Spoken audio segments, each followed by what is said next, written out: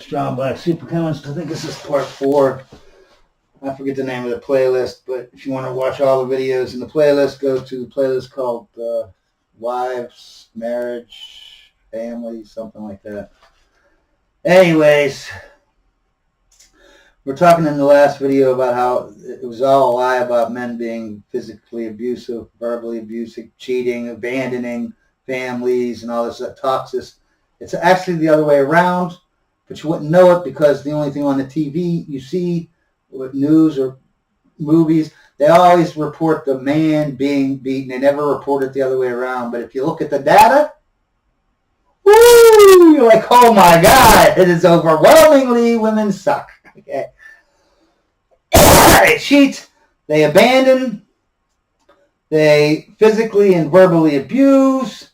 Everything about they're toxic. They're just horrible people in relative to everything that we thought about men is a lie. Everything. Okay? And all you have to do is look into the data. You'll be like, oh my God, women are horrible. But let me see here. So we find out that it's all lies, like the cheating, okay, or the abandoning, okay.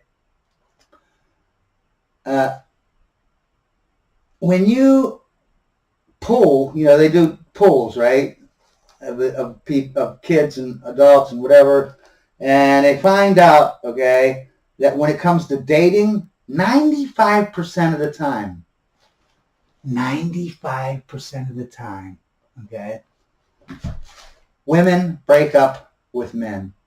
Only 5% of the breakups when it comes to dating are by the men.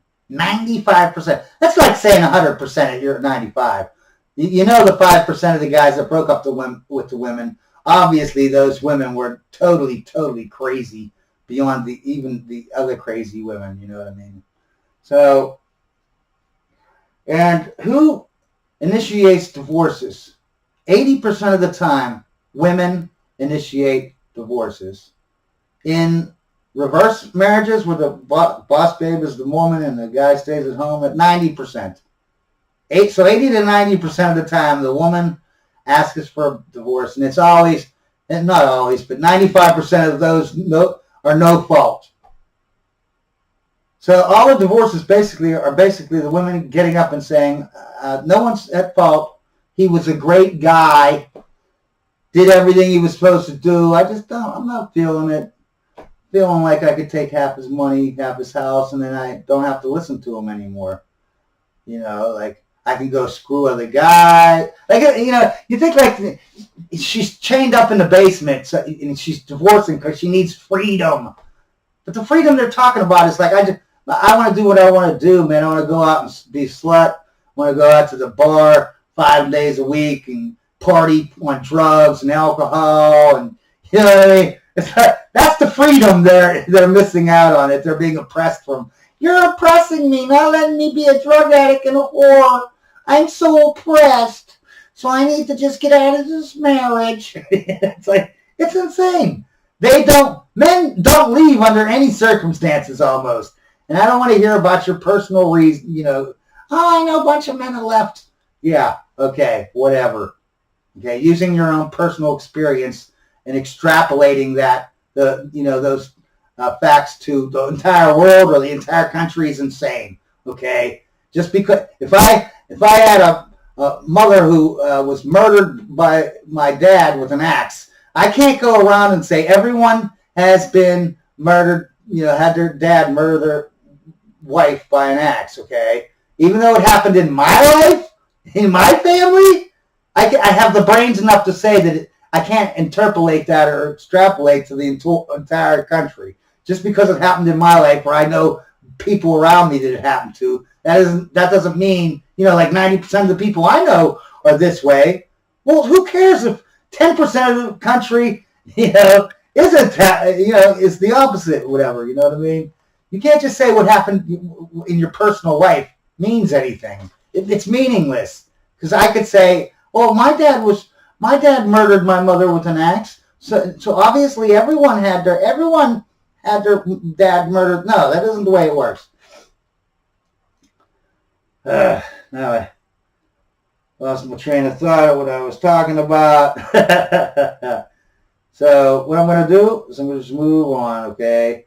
We're going to start out with a little history lesson about men and women, right? Going back to the caveman days, olden days, you know what I mean? Women were always more valuable, okay? Women have always been, and we're going to talk about biology here too, on why women and men do what they do and why they want what they want. Because it's all about nature and instinct. It's all about biology. We have been led down this dumbass idea that love and compatibility have anything to do with anything. They have nothing to do with anything. I mean, sure, you have to have some love and have some compatibility, but that doesn't determine anything on how long your marriage is going to last. There's only one main thing, and there's other things too, but the main thing is a woman wants to find a leader that's dominant, and a man wants to find a submissive who's a follower. Following submissive. That's biology, and then your thing will last forever. Your marriage will be forever. So anyways, women have always been more valuable. They've always been more privileged, and they're more privileged today. That's a lie that they've been oppressed and they have been this and that and blah, blah, blah, blah, blah. Yeah, sure, there are some things that they weren't allowed to do that they didn't get privilege with. But there's a bunch of stuff the men, aren't privileged with. You know what I mean? Like a man has to go to a war and die. Man, if there's a fire and you're inside the burning building and there's a woman there too, guess what? They're going to get the woman out first and you're going to die probably in the flames. If there's a boat goes down and there's so many canoes for, life canoes or whatever, lifeboats, yeah, the man's going to all die and the women are all going to be saved, you know what I mean? Yeah, there's so many privileges that a woman has, it's ridiculous. And then when they lose one privilege or don't have one privilege, they act like, compared to women, like they have a million more privileges than men. But over here, yeah. Women have a million more privileges, but over here there's one privilege we don't have that men have. Oh, it's oppression. Oh, it's oppression. Oh my God. It's like, it's crazy. It's insane. All right. But they have, and the reason why they have always been, more valuable, and first I'm going to give you a couple privileges that they've always had. Dying, getting food, they've never had to do that. They don't, they didn't go out and get the bear and kill the lion or whatever and get the food that way. No. They never had to do that. Never have to die in a war. Never have to die in a war. Never have to die getting food. Never have to die protecting the family. You know what I mean? Against bears or other humans. Fires and ships. I just said that one. If ship is going down, the men are going to die. Women all safe. Same in fires and a bunch of other stuff. Somebody walks into McDonald's and starts shooting. What? The guy jumps on the woman, protects her, and takes the bullet and dies. They've always had this privilege. And I could go on and on and on and on how much privilege they have, even back in the olden days when they act like they didn't. And what's funny is before like 1800s about whatever, women, and even in the 1800s, most women knew that they were privileged. They lived a privileged life. They, they had so much privilege it was unreal. And they understood it, and they were grateful about it. Today they have even more privilege than they had back then, and they act like they're oppressed.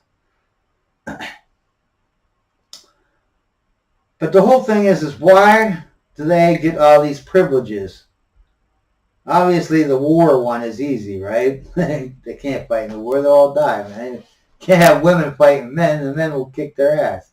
So, whatever country uses just women or women, they'll lose and they won't be a country anymore. The same with getting food and protecting the family and all this other stuff. They can't do it. Now the fire and the ships, that's another story. Or jumping in front of bullets. Anyone can jump in front of bullets if you're at McDonald's and start hearing gunfire. And fires, you know what I mean? It has nothing to do with physical strength or ability or whatever. We just do it. Why do we do it then? Why do we let them? If we have to die in wars and getting food and protecting the family, why don't they die in fires and when the shit goes down?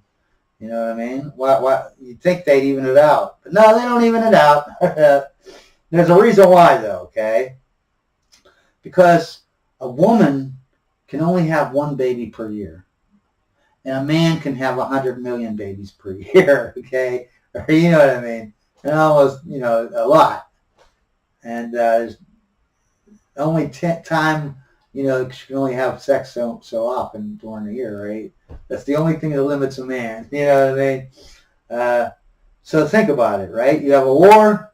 If the women all die and you only have a couple women and you have a bunch of dudes, so what? It doesn't matter how many dudes you have left after the war, right? If you have, let's take it down to small numbers. Let's say you got 3 women and 10 guys.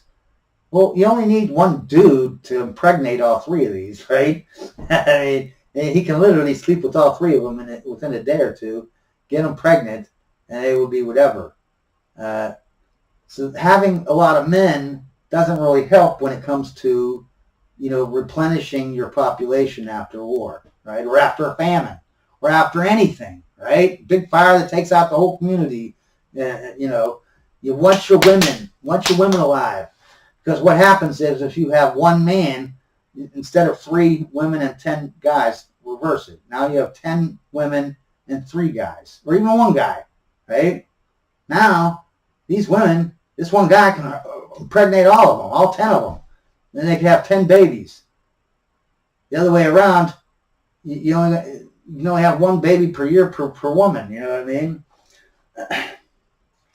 So that was why it was imperative. You know what I mean? It's not like a debate.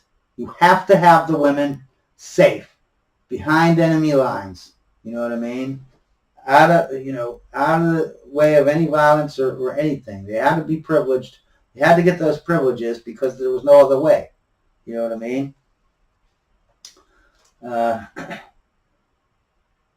Explain. And you can't, you can't draft women in a war. You lose the war, man. That's all there is to it, man.